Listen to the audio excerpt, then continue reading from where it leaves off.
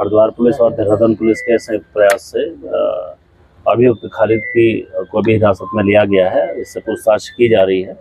जो भी आगे इसमें साक्ष्य आएंगे, जिस भी तरीके से विवेचना में जो आवश्यक साक्ष्यों की हमें आवश्यकता होगी, उसी के अनुरूप आगे की विवेचना चलेगी। इसको अभी देहरादून पुलिस को हस्तांतरित किया जा रहा है ताकि आगे की जो कार्रवाई है वो देहरादून में ही की जा सके, क्योंकि अभियोग देहरादून में कायम है।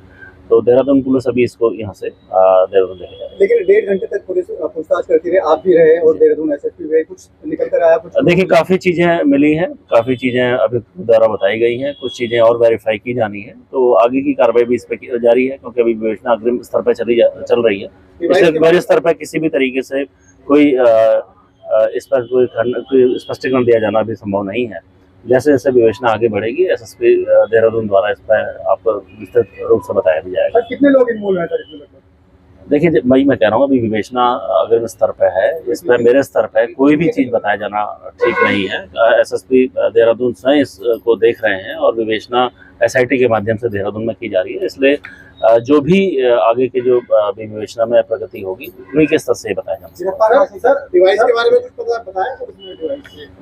देखिए, काफ़ी चीज़ें पता लगी हैं, कई चीज़ें अभियुक्त द्वारा बताई गई हैं। वो इसके संबंध में विस्तृत जो प्रेस कॉन्फ्रेंस है वो देहरादून में की जाएगी। वहीं पर ही सभी जो प्रश्नों के जवाब हैं आपको साथ मिलेंगे। सर जिस कमरे में खाली पेपर दे रहा था सर, उसमें जैमर नहीं लगा था सर? देखिए, इसको हम चेक करा रहे हैं। जो पूरा जो सेंटर है वहाँ पर जैमर्स लगे थे, टोटल 15 जैमर्स वहाँ लगे थे। जिस रूम में ये परीक्षा दे रहा था वहाँ पर जैमर है या नहीं, ये अभी विवेचना में, क्योंकि उसमें चल रहा है, विवेचना में ही ये चीज़ें आगे क्लियर होंगी। 3 ऐसे रूम्स थे जहाँ पर जैमर्स नहीं लग पाए थे, वो अभी चेक किया जा रहा है क्या ये रूम उसी में था, ये पता किया जा रहा है। इसको हरिद्वार और देहरादून पुलिस के संयुक्त उपक्रम में हरिद्वार जनपद से ही गिरफ्तार किया गया है और अभी इसके आगे की कार्रवाई इस पर की जा रही है।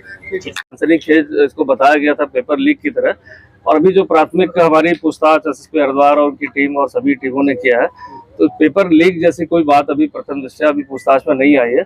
ये एक इंडिविजुअल कंडक्ट था और जिसके पीछे अभी जो पूछताछ मिली है, कहीं ना कहीं एक कॉन्स्पिरेसी एंगल का भी लगता है कि कुछ था इसमें। तो बेसिकली अब विस्तृत पूछताछ के बाद ही इसमें स्टेटमेंट दिया जाना उचित होगा। लेकिन अभी जो है, क्योंकि इसको अभी हिरासत में ले लिया गया है, क्योंकि इस केस का हमारे वांटेड भी था, प्लस सबसे महत्वपूर्ण बात ये थी, ये जानना बहुत जरूरी था कि क्या कोई सुनियोजित तरीके से कोई षड्यंत्र था कि नहीं था। दूसरी चीज़ थी, क्या कोई ऑर्गेनाइज गैंग तो नहीं कि पेपर लीक के माध्यम था। तो ये स्पष्ट करना चाहूँगा कि कोई ऑर्गेनाइज इसमें गैंग नहीं था और ये मात्र एक इंडिविजुअल या कुछ लोग के बीच में मिलकर मुझे लगता है कि ये काम किया गया था। अभी जो पूछताछ में निकला, चूँकि अभी बहुत अर्ली बताना कुछ भी है, बट हम दोनों एंगल पर इसमें जांच कर रहे हैं। एक कॉन्स्पिरेसी एंगल पे कर रहे हैं और दूसरा ये है कि किस तरह से इसने पेपर को 12 क्वेश्चन जो आउट किए थे।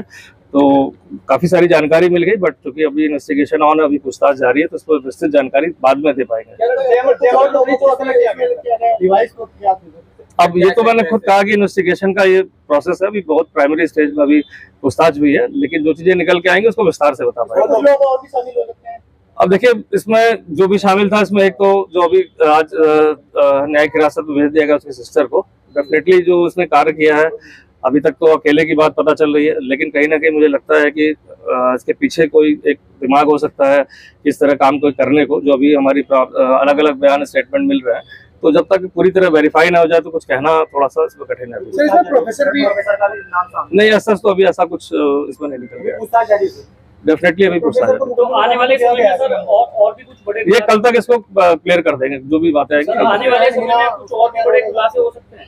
नहीं, बहुत बड़ा खुलासा नहीं, बस ये जो मैंने कहा, जो मेन चीज हमारी थी कि एक सुनियोजित तरीके से इसको अंजाम दिया गया, कि ये एक रैंडम एक इंडिविजुअल कंडक्ट था। इस चीज को हम देख रहे थे और दूसरा ये देख रहे थे कि क्या परीक्षा लीक सही में, जो बात जिस तरह की सोशल मीडिया पे फैलाई जा रही है कि जो है परीक्षा का प्रश्न पत्र लीक हो गया और इसके पीछे कोई गैंग है, तो डेफिनेटली प्रश्न पत्र लीक नहीं हुआ, क्योंकि 12 ही क्वेश्चन थे और इसके अलावा इसके पीछे ऐसा कोई गैंग नहीं पता चला कि कोई इस पर सुनियोजित गैंग शामिल हो।